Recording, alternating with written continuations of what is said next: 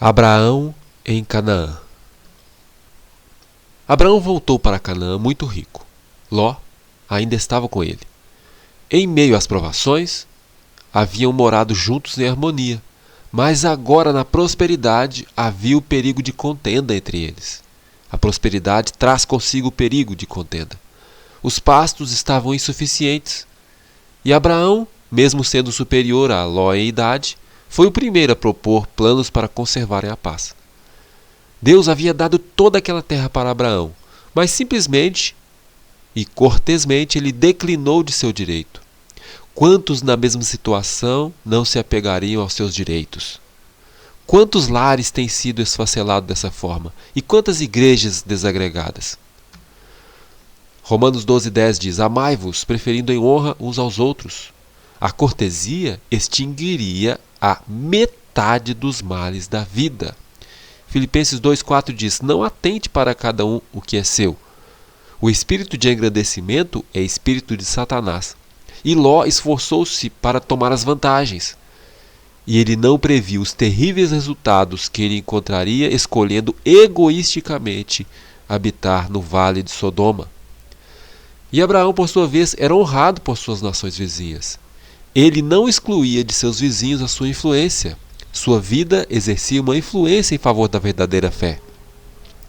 Ele não considerava ter religião como um tesouro a ser guardado e escondido. A verdadeira religião não pode ser assim. Isso é contrário ao Evangelho. Abraão, habitando nos carvalhais de Manre, soube da calamidade que sobreviera a seu sobrinho. Ele não ficara alimentando ingratidão, alguma lembrança desagradável por causa da ingratidão de Ló. Ele despertou a sua afeição e decidiu que Ló deveria ser libertado. Antes disso, procurou o conselho divino e preparou-se para a guerra. Abraão, abaixo de Deus, foi devido àquele triunfo. Ele mostrou ser um homem de valor. A religião tornou Abraão corajoso para defender os oprimidos. Ele voltou com alegria, mas o espírito agora perturbado, porque ele lembrava-se das cenas de carnificina que testemunhara. Passado algum tempo, assentado na porta da sua tenda, no maior calor de um dia de verão, olhando à distância, ele viu 3 viajantes aproximando-se. Antes que chegasse à sua tenda, sem esperar qualquer favor, Abraão levantou-se rápido e, apressado após ele, e com maior cortesia insistiu que o honrasse, detendo-se um pouco para uma merenda. Séculos mais tarde foi dito de Abraão: Não esqueçais da hospitalidade, porque por ela alguns, não sabendo, hospedaram anjos. Aqueles anjos estavam na obra de destruição, e a obra de destruição é uma obra estranha para aquele que é infinito em amor. Mas Deus não guardou o segredo de Abraão, contou para ele o que iria fazer. 2 dos mensageiros partiram e deixaram Abraão só com aquele que agora ele soube ser Jesus, o Filho de Deus. E o homem de fé, Abraão, pleiteou pelos habitantes de Sodoma. Ele havia salvado uma vez pela espada e agora queria salvá-los pela oração. Abraão manifestou uma confiança de uma criança rogando a seu amado pai. Ele pediu muitas vezes. Essa ansiedade é a mesma que devemos experimentar pelos impenitentes. Devemos ter ódio ao pecado, mas piedade e amor para com o pecador. Existem muitas almas descendo a ruína ao nosso redor. Onde estão as vozes de aviso e rogo? Onde estão as mãos estendidas? O espírito de Abraão era o espírito de Cristo. O Filho de Deus é o grande intercessor em favor do Evangelho. A casa de Abraão tinha mais de 1000 pessoas, e eles eram levados pelos seus ensinos a adorar o único Deus. Esse sistema de governo patriarcal, Abraão esforçou-se por perpetuar.